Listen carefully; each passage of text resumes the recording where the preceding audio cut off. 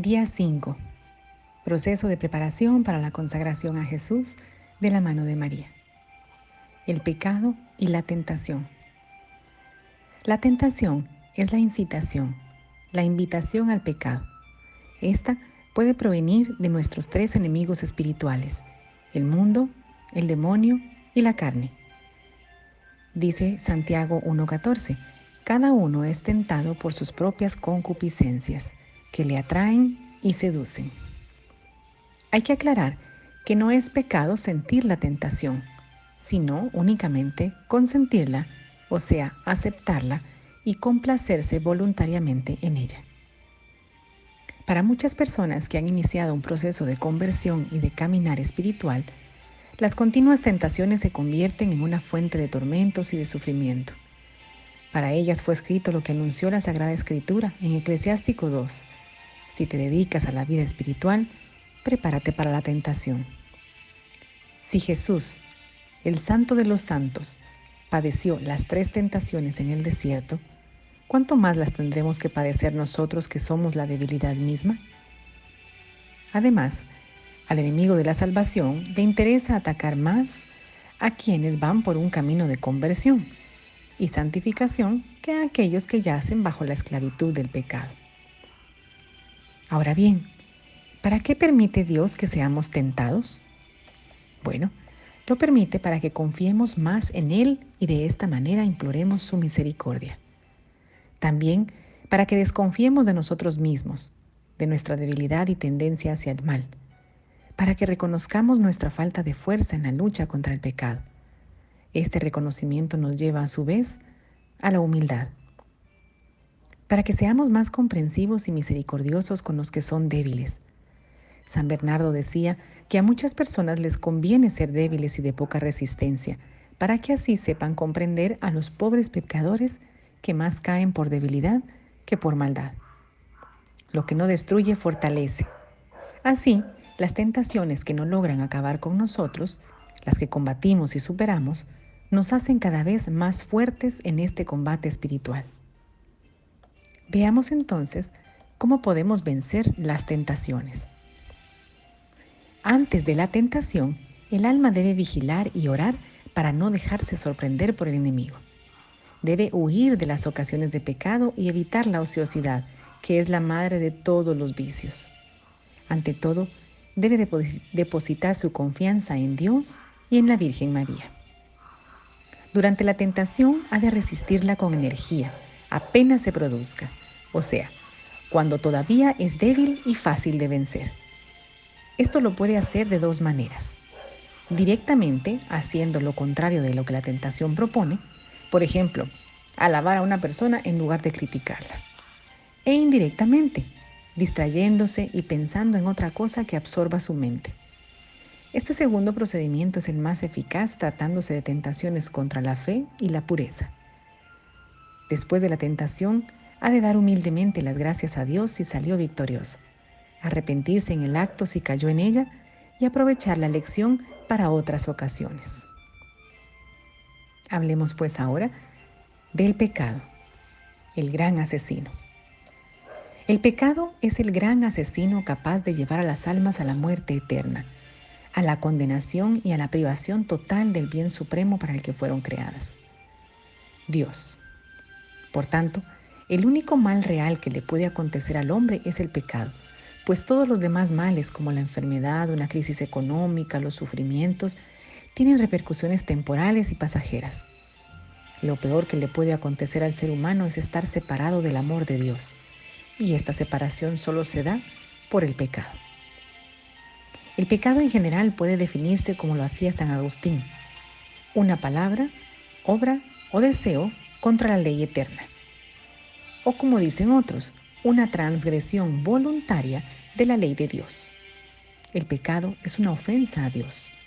Dice el Salmo 51:6, contra ti solo pequé, cometí la maldad que aborreces. El pecado se levanta contra el amor que Dios nos tiene y aparta de él nuestros corazones. Como el primer pecado fue una desobediencia, una rebelión contra Dios por el deseo de hacerse como dioses, pretendiendo conocer y determinar el bien y el mal. Esto lo vemos en Génesis 3:5. Existe el pecado mortal, que es la transgresión voluntaria de la ley de Dios en materia grave. Para que haya pecado mortal, se requieren 3 condiciones. Primero, que sea materia grave. La materia grave es precisada por los 10 mandamientos según la respuesta de Jesús al joven rico. No mates, no cometas adulterio, no robes, no levantes testimonio falso, no seas injusto, honra a tu padre y a tu madre. Eso lo vemos en San Marcos 10:19. También necesita que esté en pleno conocimiento, es decir, presupone el conocimiento del carácter pecaminoso del acto, de su oposición a la ley de Dios, es decir, estamos perfectamente conscientes que eso no es la voluntad de Dios. Y por último, debe tener pleno consentimiento, es decir, pleno consentimiento implica también un consentimiento suficiente y deliberado para hacer una elección personal, es decir, yo elijo caer en ese pecado. Los efectos del pecado mortal. El pecado mortal arroja a Dios de nuestra alma, y así como la posesión de Dios es ya un gusto anticipado de la dicha celestial, también el perderle es a manera de un preludio de la eterna condenación. Con él perdemos la gracia santificante por la que nuestra alma vivía una vida semejante a la de Dios. Es pues una especie de suicidio espiritual. Perdemos también nuestros méritos pasados que habíamos acumulado a costa de tantos esfuerzos. Mientras estamos en pecado mortal, no podemos merecer cosa alguna para el cielo. Todas nuestras buenas obras son en vano. El Catecismo es muy claro en afirmar en su numeral 1861. Dice, si no es rescatado por el arrepentimiento y el perdón de Dios, el pecado mortal causa la exclusión del reino de Cristo y la muerte eterna en el infierno. También tenemos el pecado venial. Se comete un pecado venial cuando no se observa en una materia leve la medida prescrita por la ley moral, o cuando se desobedece a la ley moral en materia grave, pero sin pleno conocimiento o sin entero consentimiento. Esto lo dice el Catecismo en el numeral 1862. Los efectos del pecado venial. El pecado venial también tiene sus efectos. No priva al alma de la gracia santificante ni del amor divino, mas la priva de la gracia y mérito que hubiese recibido si hubiese vencido la tentación. Es causa también de que disminuya el fervor, es decir, que va llevando al alma poco a poco a la tibieza espiritual, pues se va acomodando a la mediocridad y cayendo en el conformismo de creer que basta con no pecar mortalmente. El mayor peligro que entraña el pecado venial es el de ir preparando poco a poco nuestra alma para caer en el pecado mortal, pues alimenta nuestra inclinación al placer prohibido y por otra parte disminuye las gracias de Dios. Ahora bien, así como hablamos del pecado, también debemos hablar de la gracia. La gracia de Cristo es el don gratuito que Dios nos hace de su vida infundida por el Espíritu Santo en nuestra alma para sanarla del pecado y santificarla. Es la gracia santificante o divinizadora recibida en el bautismo. Es en nosotros la fuente de la obra de santificación. Según el Catecismo, la gracia es una participación en la vida de Dios. Es la inhabitación de la Santísima Trinidad en nuestra alma. Por tanto, estar en gracia es tener el cielo en el corazón, es gozar de la presencia, de la amistad y del amor de Dios, y poder saborear los maravillosos frutos que esto produce. Es, en definitiva, un anticipo del cielo. Por ello exclamaba Sor Isabel de la Trinidad, he callado el cielo aquí en la tierra, pues el cielo es Dios y Dios está en mi alma. El pecado es, pues, una gran insensatez. No es más que cambiar el oro de la gracia por el espejismo del pecado. María Santísima, nuestra Madre, es la llena de gracia. Donde ella llega, el pecado sale huyendo. Por ello, al consagrarnos a María, el pecado debe salir de nuestras vidas definitivamente, para que solo habite en nosotros la gracia de Dios. Esta buena Madre será nuestra mejor ayuda en la lucha contra el peor enemigo de nuestra alma, el pecado. El remedio contra el pecado es la confesión sacramental y el arrepentimiento. Jesús les dijo otra vez, según San Juan 20, del 21 al 23, la paz con vosotros. Como el Padre me envió, también yo os envío. Dicho esto, sopló y les dijo, recibid el Espíritu Santo. A quienes perdonéis los pecados les quedan perdonados. A quienes se los retengáis les quedan retenidos. Como vemos, es voluntad del mismo Dios que nos confesemos con un sacerdote. Nos confesamos con un sacerdote por varias razones. Porque al ser Él un ser humano y frágil, también comprende nuestra propia fragilidad.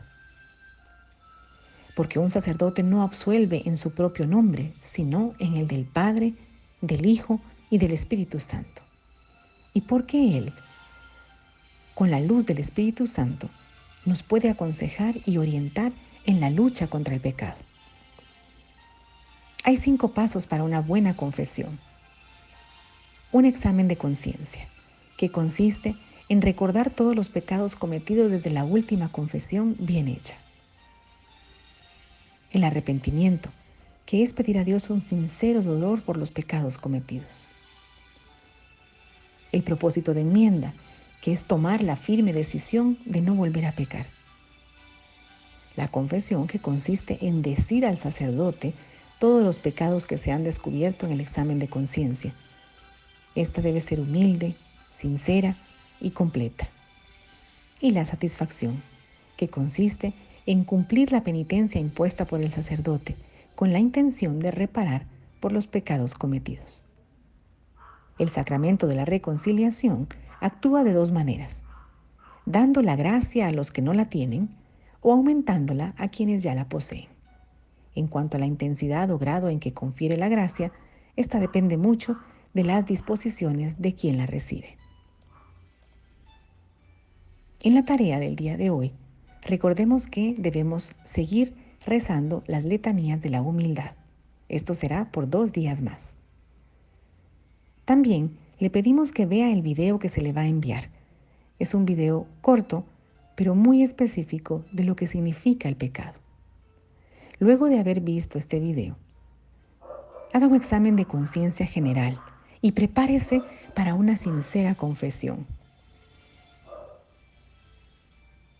Antes de nuestra misa de consagración, debemos estar debidamente confesados. Por lo tanto, es importante que usted vaya pensando en hacer una cita con su sacerdote de confianza o con algún sacerdote que usted prefiera para hacer una confesión. Si usted hace mucho tiempo no se confiesa, pida una cita específica con el sacerdote para tomarse el tiempo necesario de hablar con él. Así, usted podrá experimentar los efectos de la gracia del Señor. Si usted en este momento está atravesando por una situación de pecado o hay un pecado recurrente en su vida, no se preocupe.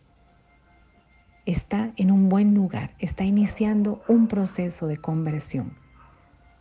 Dios tocará su vida en este proceso y le ayudará con su gracia a enmendar todo aquello que no está bien en su vida. Dios está como ese padre del hijo pródigo, esperando nada más que nos decidamos a levantarnos y a volver. Dios nunca se cansa de perdonar. Bendiciones.